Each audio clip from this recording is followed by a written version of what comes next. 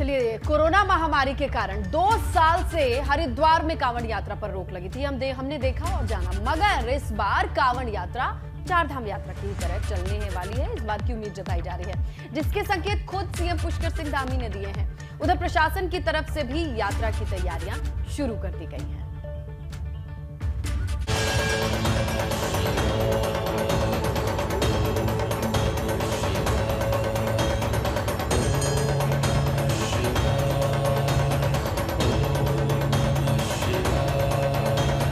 2 साल बाद धर्मनगरी हरिद्वार एक बार फिर से भगवा रंग में रंगने जा रही है। सरकार ने चारधाम यात्रा की ही तरह से कांवड़ यात्रा को भी सुचारू रूप से कराने की तैयारी कर ली है। अभी कुछ रोज पहले ही हरिद्वार दौरे के दौरान सीएम धामी ने कांवड़ को लेकर अधिकारियों के साथ मीटिंग की थी, जिसके बाद प्रशासन की तरफ से कांवड़ की तैयारियां शुरू कर दी गई। इस बार जो हम लोगों का अपना अनुमान है, जैसे पिछले दिनों भी कुछ धार्मिक पर्वों पर जिस तरह की भीड़ उमड़ी है, जिस तरह से लोगों का आगमन हुआ है, या हम लोग चारधाम यात्रा में देख रहे हैं, उससे देख के लगता है कि इस बार होने वाली कांवड़ यात्रा बहुत ही ऐतिहासिक होगी और बहुत ज़्यादा बड़ी तादाद में लोग आएंगे। सभी हमने अपने लाइन डिपार्टमेंट्स को निर्देश दिए थे कि कांवड़ के जो भी संभावित हमारे रूट हैं या जो हमारे पहले से चले आ रहे रूट हैं, चाहे वो नहर की पटरी का रूट हो, और इस बार तो संभावना ये भी है कि हमारा ये 4 लेन बन गया है नारसन बॉर्डर से लेकर यहाँ तक का, हरिद्वार तक का, उस पर भी कांवड़ चलेगी।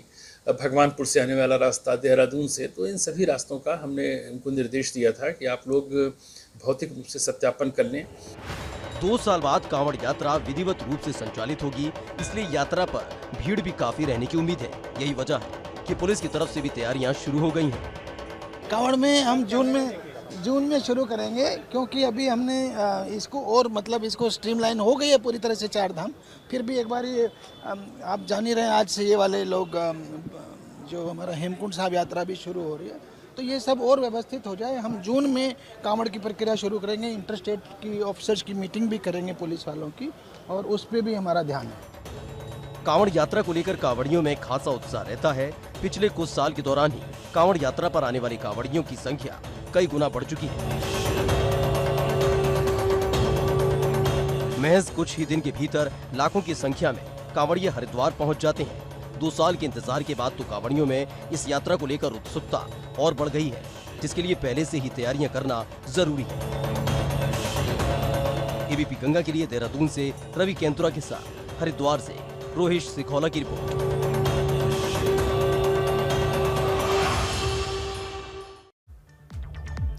अब आगे बढ़ते हैं। रुड़की से बड़ी जानकारी है। संदिग्ध परिस्थितियों में युवक की मौत का मामला, युवक का जला हुआ शव बरामद हुआ है। और देखिए, घर की छत पर युवक का शव मिला, जिसके बाद से हड़कंप मचा हुआ है। जला हुआ शव युवक का बरामद किया गया। पुलिस ने शव को पोस्टमार्टम के लिए भेज दिया है।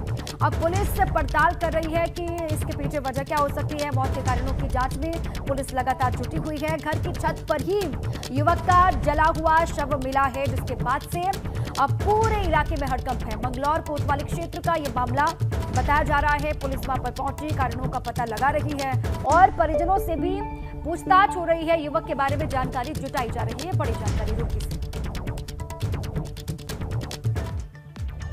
चंपावत उपचुनाव के लिए कांग्रेस का प्रचार भी तेज हो गया है। आज चंपावत में प्रचार करने के लिए हरीश रावत आएंगे। कांग्रेस प्रत्याशी हैं निर्मला गहतोड़ी, उनके लिए ही प्रचार प्रसार करेंगे।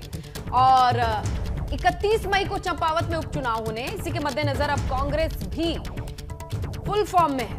आज हरीश रावत पहुंचेंगे चंपावत, निर्मला गहतोड़ी के पक्ष में वोट अपील करेंगे, लोगों से वोट अपील करेंगे। और 31 तारीख, ज्यादा वक्त नहीं, ऐसे में कांग्रेस की ओर से भी प्रचार प्रसार तेज कर दिया गया है। और आज हरीश रावत मोर्चा संभालेंगे प्रचार करने के लिए। आज वो मौजूद रहेंगे चंपावत में। और अगर बीजेपी खेमे की बात करें तो डेरा डाले हुए हैं वहां पर तमाम दिग्गज नेता, खुद सीएम धामी, और आज हरीश रावत भी पहुंचेंगे।